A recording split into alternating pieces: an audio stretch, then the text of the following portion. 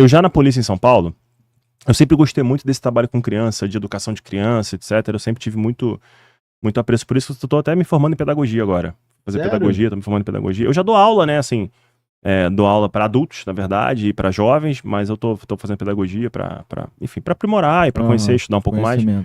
E eu sempre gostei muito de trabalho com criança. Então, já na polícia, a polícia tem um programa chamado ProERD, né, que é o programa de erradicação de drogas, etc, bem famoso. É do Leãozinho, exatamente, do Leão do ProERD. E volta e meia, eu não fazia parte do ProERD, mas eu fazia... Então eles estão falando... Faz uma Pepsi, por favor. Vai. Posso continuar? Pode falar do Leãozinho do ProERD. Perdão.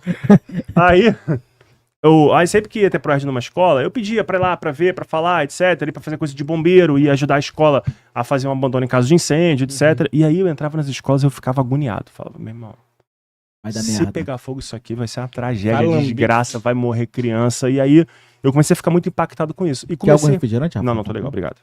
E aí comecei a pesquisar sobre segurança escolar. E era um assunto que não era tratado. Não tinha muito pouco conteúdo sobre isso, muito pouco. Geralmente alguém que era da área de segurança pública falando sobre segurança escolar, etc. Realmente, é difícil. É difícil, muito difícil. E eu comecei a me interessar pelo assunto, até que a Escola Superior de Segurança lançou uma especialização em segurança escolar. Boa, mas ainda assim, muito aquém do que poderia ser. Assim, ineficaz, talvez, ou não? Não, assim, tinha pontos importantes, mas era assim, muito a visão de quem era de segurança pública fazendo aplicar aquilo em segurança escolar. E aí, o que aconteceu? Então, eu comecei a me especializar, a buscar, entender quem fazia isso, quem já fazia, quem não fazia. Então, eu comecei a pesquisar muito, ler muito sobre o assunto. E comecei a atender umas escolas, fazer ali. Especialmente simulado de abandono em caso de incêndio e treinamento de primeiros socorros para professores. Isso como bombeiro. Lá em São Paulo. Uhum. Quando eu voltei para o Rio de Janeiro, eu pedi ao meu comandante, então, o Coronel Lessa, de Copacabana, para abrir o quartel para a gente receber crianças no quartel, em dias específicos, dia de bombeiro. Cara, e o negócio foi assim um estouro, Sucesso. Assim. Pô, criança se amarra nisso. Criança se amarra, bombeiro. Então foi muito legal. E aí a gente recebia, uma vez por mês no quartel, a gente abria lá no sábado, recebia as crianças e elas tinham um dia de bombeiro. Só que aí começou a ficar impossível, porque a gente abria a inscrição. Primeiro a gente anunciava lá na época no Facebook do quartel, dizendo que ia ter. Aí... Caralho, Facebook, agora que eu parei... Quartel, meu irmão. Facebook do quartel que ia ter. Aí, assim, a gente fala assim, são 50 vagas, meu irmão, aparecia 100 crianças lá. Aí tu falava o que pras crianças? Não, vai embora. Vai. Aí, meu irmão, já eram 100 crianças. Vai dar 100. Aí o coronel falou assim, meu nome de guerra é Luz, né? Falou, Luz, como é que eu vou fazer isso? Não, coronel, então vamos abrir uma inscrição aqui. Aí a gente abria a inscrição. Aí chegava 400 e-mails, 500 e-mails. Falei, pô, coronel, chegou 400 e-mails aí. Não, então vê os 50 primeiros e beleza. Aí não avisa o dia, avisa só essas pessoas. Mas aí um fala com o outro, então... Cara, chegou assim, a gente com, sei lá, no quinto, sexto evento, a gente teve que parar de fazer, porque... Tava lutando. Não, é muita criança, muita criança. Mas isso é importante pra caramba. O que poderia ter feito nisso é ampliar Sim. Outros quartéis, né? Só vocês faziam isso, né? A gente fazia. Tinha antigamente o Campo Grande tinha um bombeiro mirim bem grande, etc. Mas não era E tem o projeto Botinho, né? O Botinho é pica. Não, o Botinho é sensacional, espetacular. O Botinho é espetacular. Eu fiz Botinho também. Não, eu acho a ideia do Botinho. Não, o Botinho é espetacular. Botinho é bom demais. Meu irmão, e aí tem em várias praias diferentes. É espetacular o Botinho, assim. Você traz a criança pra aquela doutrina, né? Exatamente, de só segurança. Que num campo aberto. E vários viram bombeiros. Eu virei bombeiro, vários. Conheço vários bombeiros que fizeram Botinho, se encantaram pela profissão. Muitos viram guarda-vidas, né? Sim. Pô, é bom demais, Botinho. Não, Botinho é espetacular. O bombeiro mirim é que foi o bombeiro mirim que foi perdendo, porque o bombeiro mirim você precisa ter uma continuidade, né? Você precisa, é uma coisa, demanda mais gente, etc. O Botinho, você pega o grupo, você faz aquelas 2 semanas ali, né? O bombeiro mirim é uma coisa que acaba sendo mais longa, enfim. E aí, muitas pessoas falam assim, poxa, vai na escola do meu filho, fala, eu sei que você faz isso, e eu comecei a ir a muitas escolas, e aí isso começou a me render frutos profissionais. Em 2016 para 2017, eu fui convidado por um grupo educacional bastante grande a assumir a direção de segurança desse grupo, e eu topei o desafio, e ali foi uma virada de chave importante, porque eu comecei a pegar aquilo que eu tinha em teoria na cabeça de segurança escolar e tentar aplicar na realidade de uma escola, realmente de uma escola. Sim. Com todas as particularidades que uma escola tem, com todas as questões que as escolas têm, com quantidades grandes de alunos, com colaborador, com terceirizado, com fornecedor, com prestador de serviço. Então, assim, pegar e como é que eu faço segurança agora para essa escola? A escola, para mim, ela é muito clara. Assim, para mim, a escola é um local de acolhida, de aprendizado, de desenvolvimento e de diversão também. Então, como é que eu vou colocar segurança no meio disso aqui? como é que eu vou tornar a escola um ambiente mais seguro sem que ela perca a essência dela. Porque quem tem que brilhar na escola não é a segurança. Quem tem que brilhar na escola é o aluno.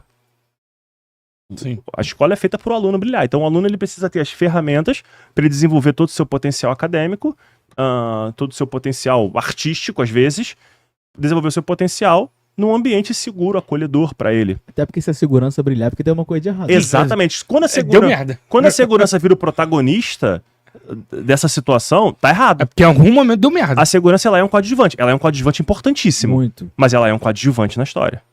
Então, a gente precisa... Então, o trabalho e aí começou a surgir o trabalho da Guardião Escolar, porque eu comecei a fazer consultoria para outras escolas, porque as coisas funcionavam muito bem nessas escolas que eu cuidava, muito bem, fluíam muito bem. E aí, o professor se conhece, né? Um diretor conhece o outro, etc. E a coisa cresceu. E aí eu montei a Guardião Escolar em 2017. A gente está hoje em 8 estados. A gente hoje tem quase 60 mil alunos sob a nossa gestão de segurança. Tem mais? Rio de Janeiro tem mais.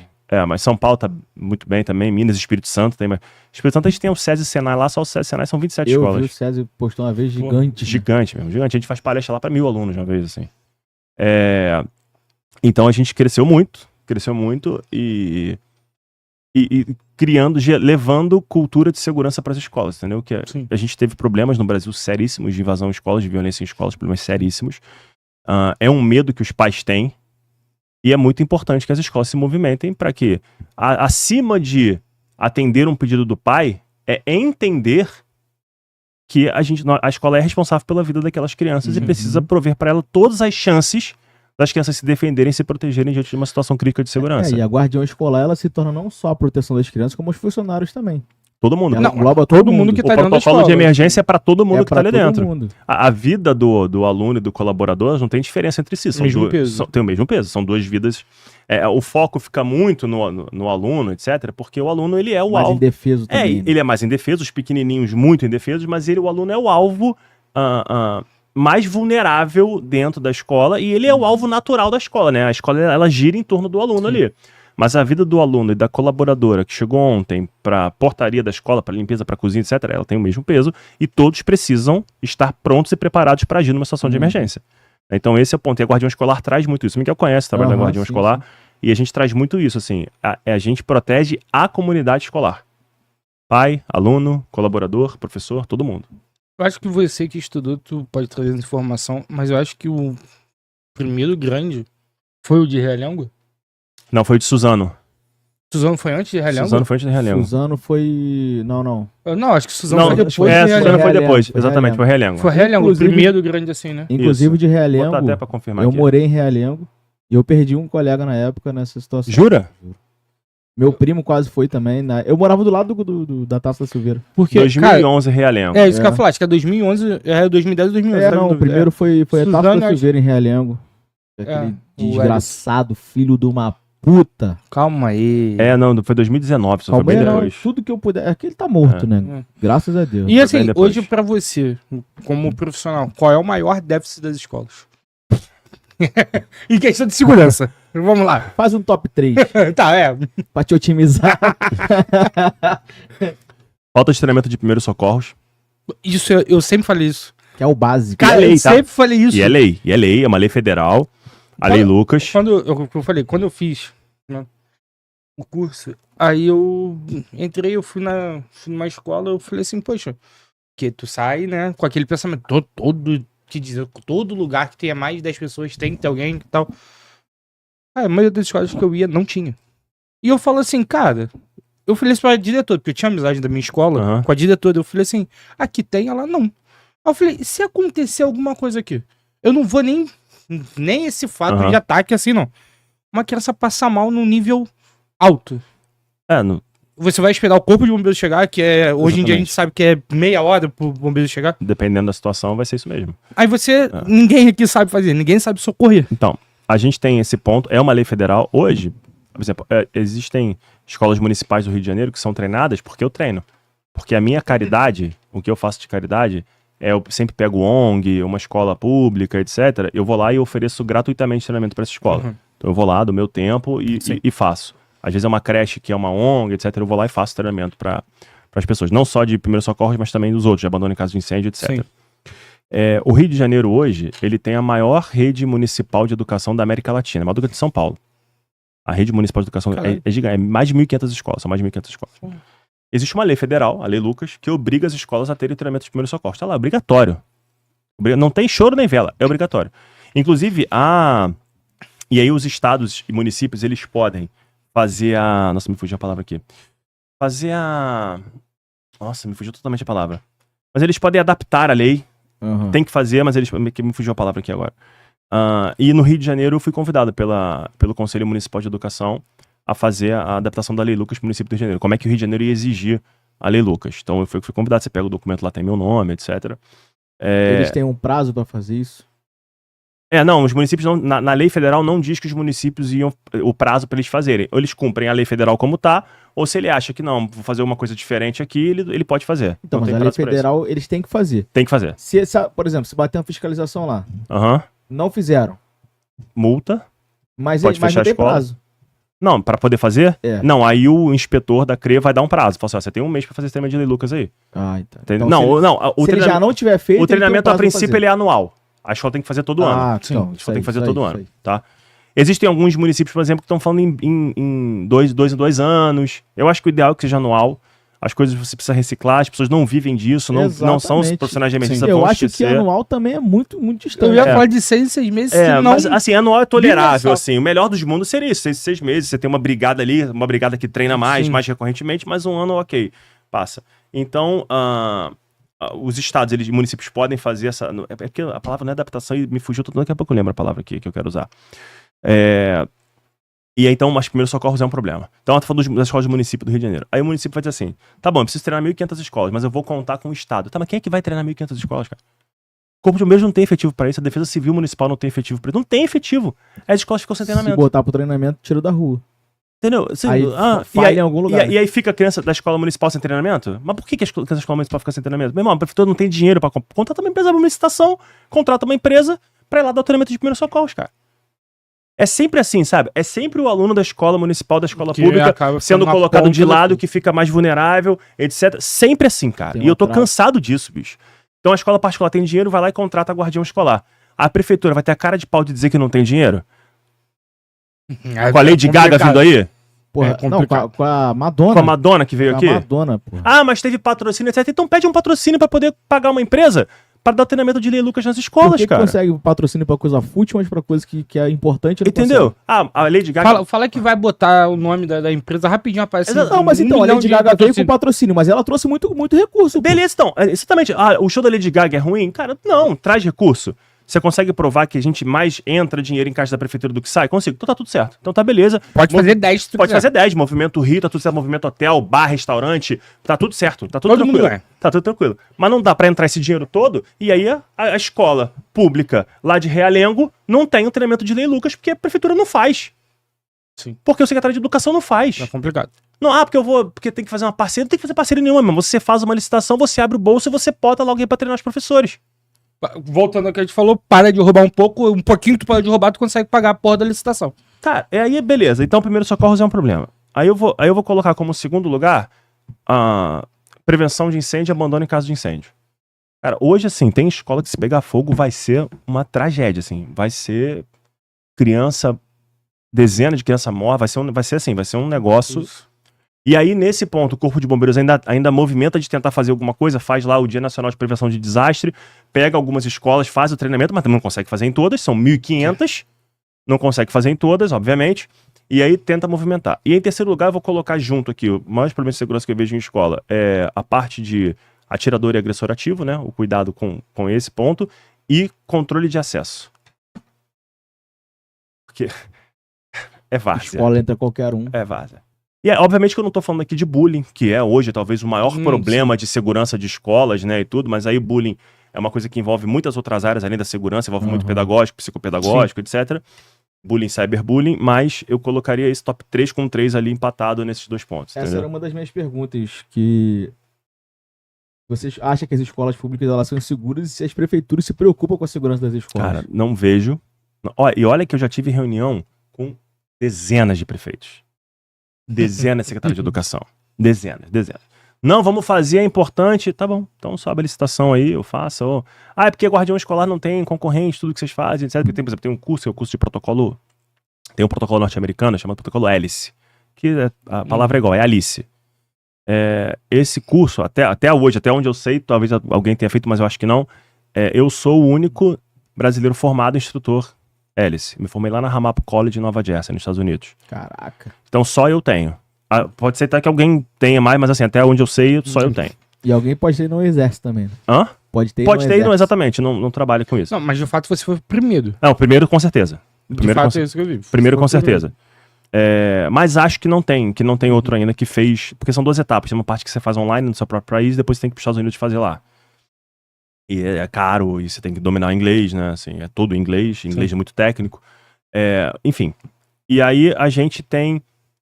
Então tem isso, então fala pro prefeito, não, mas só você tem. Então tá bom, prefeito, faz uma ata aí, faz uma tomada de preço. O que a legislação exige? Se não tem empresa concorrente, o que a legislação exige? Exige isso. Então faça isso.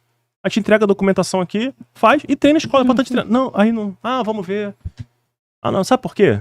Porque graças a Deus não tem ninguém entrando em escola pra matar criança. Porque graças a Deus a polícia tem feito um bom trabalho. E se você olhar a matéria, tem um monte de planejamento de ataque que não vira ataque porque a polícia agiu. Depois de Realengo, acho que abriu um leque. Acho que as pessoas olharam e falaram, dá pra fazer aqui também. Que todo mundo achava isso aí. É nos Estados Unidos. Só acontece lá. Exatamente. Eu acho que, infelizmente, ele ter dado certo, porque foram 11 pessoas, 12, né? 12. Infelizmente deu certo pra ele. Sim. Né? Abriu a visão pros caras que tem um lado negativo e falar assim, dá pra fazer. Aí veio Suzano. Quantas que a gente vê que não deram certo? Teve mais de um no Espírito Santo. Teve aquele no Rio Grande do Sul, se eu não me engano. Não, teve em Blumenau, né? Dos bebês, né, cara? Teve em Saudade, Santa Catarina. E você vê a maldade do cara. O cara do SAMU que chegou lá, foi o primeiro cara que chegou. Quando eles chegaram perto do menino que tava matando as crianças com uma espada, o menino passou a espada no pescoço, assim, e aí perguntou pro cara do SAMU assim: quantas pessoas eu consegui matar? Poderia não ter sido nenhuma. Sim. Aí vem as ideias mirabolantes. Vamos colocar uma porta giratória na escola. Não, cara, não é isso. A escola não precisa disso. A escola precisa de treinamento, precisa de controle de acesso, precisa das pessoas treinadas, precisa de cultura de segurança. É isso que a escola precisa. Isso? Pode falar. Um ponto que você falou. Eu aplico prova de concurso. E esse ano eu apliquei o Enem numa... Domingues, não sei o que é em Ramos. Durante a prova do Enem. Um entra e sai da escola, pelo portão. Só parou, porque um dos nossos seguranças ficou na porta e a gente escutava. Não, mas aqui na escola todo mundo entra e sai, tendo aula ou não, todo mundo entra e sai. Um vai pra pegar fruta, outro vai pra soltar pipa no quintal. Eu falei, cara, é uma escola e todo mundo entra e sai à vontade. Falei, na minha cabeça eu falei, cara, pra ter uma merda aqui, isso poderia, tá tudo pronto, isso poderia ser uma coisa boa. A escola, por exemplo, poderia funcionar no final de semana ali para ter atividades esportivas, etc., mas controlado. Sim, com saber quem tá lá dentro. Exatamente, com procedimento de segurança. Então, assim, e aí você vê que o prefeito, na verdade, aí mais uma vez é politicagem. Ele não tá preocupado ali. Ele quer o seguinte, ninguém tá falando disso. Não vou falar. Cara, quando teve o negócio de Blumenau, se eu te mostrar aqui, você vai ver a quantidade de prefeito que manda mensagem pra mim. Diretamente o prefeito falando comigo, não, quero que você venha aqui na minha cidade, etc., quando teve ataque de Blumenau. Aí diminuiu. Não teve outro? Não, vou fazer isso aqui agora não. Eu vou deixar. Então, assim, o prefeito, na verdade, ele não está nem um pouco incomodado com a segurança das crianças. Exatamente. Essa é a verdade. Ele não está preocupado com a mídia que ele deu. Exatamente, está incomodado com a mídia. Ele não está falando mais disso. Se entrar, se Deus me livre e guarde, alguém entrar numa escola de novo e matar uma criança, aí alguém vai fazer. Não, vamos fazer. Só que aí, meu irmão, você já podia ter feito. E aí, sabe, na conta de quem que tá morta essa criança, também tá na tua. Sim.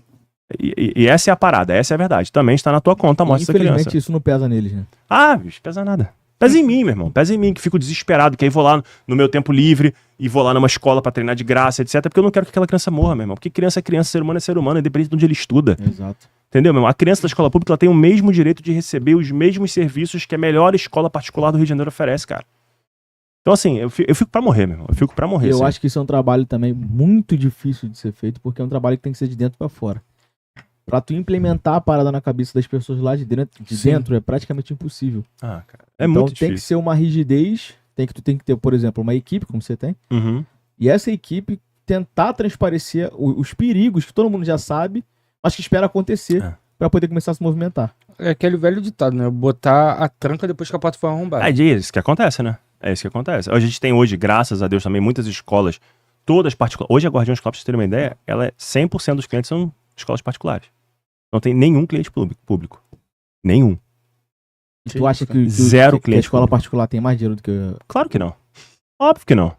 Tem muito dono de escola. Cara, teve uma escola, olha isso, eu gosto até de contar essa história. Foi uma escola em Minas Gerais, que ela mandou mensagem pra lá no Guardião. Gente, se tiver que acabar, fala, tá? Não. Se tiver que... ela mandou uma mensagem, falou assim, eu queria muito que você viesse aqui, eu tenho muita preocupação, etc. Nós somos uma escola muito pequena, muito pobre, etc. Eu falei, olha, eu posso ir em Minas Gerais, mas também eu vou ter um custo, né, pra ir aí, etc. Eu posso até abrir mão da minha parte, etc. Mas enfim, eu tenho um custo pra ir. Ela, não. Bicho, a escola fez uma rifa. As famílias se uniram, se cotizaram, compraram conseguiram uma televisão pra rifar, pra eu poder ir lá, dar o treinamento de segurança para as crianças e pra comunidade escolar. Né? Aí chegou assim, sei lá, faltava R$200 assim pra passagem. Eu falei, não, a gente vai botar os R$200 que faltam aqui, eu vou fazer o treinamento. A escola tava muito feliz de me receber, assim. Muito, muito feliz, muito feliz. Então é uma pessoa que não tinha condição financeira, mas criou a situação. Mas queria fazer. Ela deu o jeito de ela poder fazer. Sim. Então ela deu o jeito de fazer. E aí você vai dizer pra mim que o município do Rio de Janeiro não tem dinheiro pra treinar. Porra, bicho. É aquele famoso, quem quer dar um jeito, né? Quem quer dar um jeito, cara? Quem quer dar um jeito, entendeu? Bicho, é de chorar. Luiz, é de chorar. A gente tava falando de situação de... que as coisas devem ser de dentro pra fora, né? Voltando pra questão da segurança, do estudo, das crianças. E hoje a gente tem muitas coisas que influenciam negativamente pro nosso futuro. Concordo. Infelizmente, a gente tem uma geração muito porcaria. Desculpa a expressão. Mas muito fraca. Sim. Seja ela do que for. Uma geração fraca, vou colocar no básico do brasileiro, do carioca. Brasileiro, do futebol. A geração fraca de futebol, por quê? Porque eu não largo isso aqui. O telefone é uma questão, né? Isso aqui, hoje em dia, é o maior câncer dessa geração. E essa geração pega isso aqui pra ficar ouvindo música de pessoas que entendeu? Já peguei. Aprontando... Então, deixa eu ser mais sincero. O que você acha que essa geração, vamos dizer que a geração Oruan, que ouve esse tipo de música, desse merda, o que ele pode influenciar para as próximas gerações com tudo que ele faz apologia de forma negativa? E tanto na segurança quanto na educação, tudo errado. Cara, boa pergunta. Nós somos, como seres humanos, todos nós, influenciados pelo ambiente que a gente vive. Sim. Isso é o normal, né? Isso é científico. É antropológico, eu diria. Então você é influenciado pelo ambiente que você vive. Se você tem um ambiente saudável, limpo, uma boa educação, pessoas educadas, a tendência é que você seja uma pessoa correta, educada, etc. Tanto que tem aquela frase que muitas pessoas usam, que é águia anda com águia, né? Águia anda com águia, exatamente. Então você é resultado das tem muita gente, quem com porco usando farelo come, enfim, tem várias frases sobre isso, porque o ambiente, ele influencia as pessoas, esse é o ponto. E aí, eu tenho hoje as crianças e os jovens com muito acesso a muita informação, de maneira muito rápida, e uma informação, que esse também é um grande problema, que nem sempre é uma informação verdadeira. E ninguém vai conferir. Chegou aqui no Instagram, alguém postou falando, isso aqui é verdade. Se o cara falou, é verdade. E além de acreditar, ele espalha aquilo. Espalha. Hoje... ele se torna verdade. Exatamente. E fala... Porque aí chama... Não, porque aconteceu. E aí... Não, porque eu vivi. Tu viu que o maluco fez aquilo? Eu vivi. Fez o quê? Hoje eu tenho mais seguidores no meu Instagram, né? Por causa desse trabalho que eu falo de segurança, etc. Cara, eu tenho um cuidado tão absurdo de tudo que eu falo ali. Se chega alguma coisa, alguém fala, eu recebo muita mensagem assim, poxa, fala do caso da menina que não sei o que lá, do menino não sei o que. Cara, eu vou pesquisar. Se não tem fonte jornalística confiável, eu não falo, eu não gravo. Porque não dá pra gente ficar espalhando mentira, fake news, etc. Não dá pra fazer isso. É muita responsabilidade. É muita responsabilidade. Mas o jovem, muitas vezes pela pouca idade, consequentemente pela pouca maturidade que ele tem, porque ele tem muito poucas experiências de vida, ele não vai conseguir discernir. E aí ele pega lá o Oruan, por exemplo, e olha pro Oruan e fala, pô, esse cara é maneiro, ele anda com um carro maneiro, ele tem uma namorada bonita, ele fala uma música aqui, eu tô na favela, ele tem dinheiro, é uma realidade aqui mais ou menos minha, pô, agora eu sou fã do Oruan. Todo mundo tem direito de ser fã de quem quiser. Todo mundo tem direito de ser fã de quem quiser. Essa é a beleza da democracia. Você pode ser fã de Tchaikovsky ou você pode ser fã do Oruan. Nesse meio do caminho, você pode ser fã. Você pode ser fã do do Zeca Pagodinho, que eu particularmente gosto muito, ser fã do Fundo do Quintal, ser fã do Caetano Veloso, ser fã do João, ser fã da Ludmilla, você pode, da Anitta, de quem você quiser. O problema é, qual é a mensagem que esta pessoa que você gosta está transmitindo na sua manifestação artística, né? E alguns eu vou botar artística entre aspas, né? Alguns deles. E aí tem muito também, eu acho que falta, eu acho que isso aqui virou uma chupeta virtual e um conforto virtual pro pai. Uhum. Então o pai larga aqui e fala, meu irmão, Cara, você não tá me enchendo... Porra, chupeta virtual foi tudo. Você não tá me enchendo o saco? Que tu Então você fica pai... com isso aí, meu irmão, e dane-se. Uhum. Então a quantidade de jovem viciado em pornografia é absurda. Absurda quando a jovem viciada em pornografia. Em jogos, em apostas online. O pior de tudo, jovens só não, crianças. Crianças de fato. Então, e aí eu tenho a influência do Oruan, por exemplo. Você vai ouvir a música, sexualizando mulheres, colocando-as em posição inferior à do homem, exaltando crime organizado, exaltando facção criminosa. Então, assim, a gente precisa entender quais são as responsabilidades disso aqui. Ah, quer dizer, então, que todo mundo que ouve o Oruan vai entrar pro Comando Vermelho? Cara, todo mundo não. Mas alguém vai entrar. Mas alguém vai. Alguém vai achar que aquilo ali é maneiro. Porque o Oruan tá cantando, ele tá cantando isso num show, transmitindo por um canal de televisão do maior grupo televisivo do Brasil, então isso é maneiro. Então ele vai entrar. E aí tem até o projeto de lei, o anti-Oruan, né? Que eu canso de explicar para as pessoas, não é anti-Oruan, é porque ele caiu na pilha, né? Aí fez um monte de ameaça a Amanda Vettorazzo, que é vereadora de São Paulo, que muito corajosamente apresentou esse primeiro projeto de lei, que é de não haver financiamento público para as pessoas, qualquer artista que faça apologia ao crime organizado e ao uso de drogas. E aí as pessoas vêm com um discurso meio assim, óbvio, né? querem calar a favela. Cala a boca, Primeiro cara. ponto, pra ter uma lei disso, tem que é um absurdo. Cala a boca, uma coisa que cara. tem que ser comum. Entendeu? Exatamente. Não tinha que ter lei. É porque o Oruan é filho de quem é. Não se trata disso. O Oruan, se ele cantasse música gospel, ninguém ia estar tratando se ele é filho do Marcinho. A irmã dele, inclusive, parece que é artista gospel, né? A irmã dele é. É artista gospel. Você vê alguém falando assim, vamos proibir a irmã do Oruan de cantar? Não, não tem. É porque os valores estão tão invertidos, que até pra você explicar o óbvio, vai ter alguém pra reclamar. Exatamente. Qual é o óbvio? O Estado não pode financiar alguém que tá falando contra uma organização que atenta contra o próprio Estado. O Estado... Ninguém tá proibindo o Oruan de fazer show e nem o Pose. Não existe isso. Cada um assiste o que quer. Mas você precisa entender as responsabilidades daquilo que você faz, quem você gosta como artista, quem é seu do ídolo. que você compartilha, quem é o seu ídolo. Entendeu? A gente... Então, eu vi um vídeo, chegou pra mim um vídeo de um pai com uma menina. A menina devia ter uns 3 anos. Ele acelerava e freava e a menina dirigindo o carro. Aí botaram assim, mas é uma estrada rural na propriedade dele. Aí eu fiz a seguinte pergunta, tá bom, e aonde que tá no Código de Trânsito Brasileiro que numa estrada rural de propriedade da pessoa, a criança de 3 anos pode dirigir o carro? E aí eu passei como errado. Eu passo como errado na história. As pessoas, quer tirar o lazer as pessoas comentando no Instagram, se eu tivesse um pai assim, eu era muito melhor. Irmão, você podia estar morto. Se a criança perde o controle ali, o airbag aciona, ela morre. Ela morre. Então, assim, a gente foi se acostumando tanto com o errado, e aí vem políticos ruins, exemplos ruins, Rio de Janeiro com 5 governadores presos, etc. Não tem como, quando a gente fala de política, não tem como você não falar isso tudo. Então as pessoas começaram a resolver do seu jeito ali, e ficou assim, então o errado passou a ser o certo, e você quer agir de maneira correta e você fica como errado. Então, eu acho que chegou um momento que ficou muito permissível tudo. Ó, quando eu era jovem, tinha proibidão. A gente sabia que tinha lá música proibidão. Mas entre eu saber que tinha música proibidão e eu ir na televisão cantar isso, meu irmão, era um universo de distância. Era muita coisa. Era um universo de distância. Não, nem o artista tivesse uma música e chegasse perto de fazer apologia, ele já não ia em nenhuma emissora, não tinha show televisionado, nada disso. A cultura, ela é importantíssima num processo, primeiro, de criação de identidade de pessoas, de estado, de comunidades. A cultura, ela é importantíssima num processo de oportunidade de trabalho para as pessoas. Cara, um podcast desse, olha quanta gente movimenta.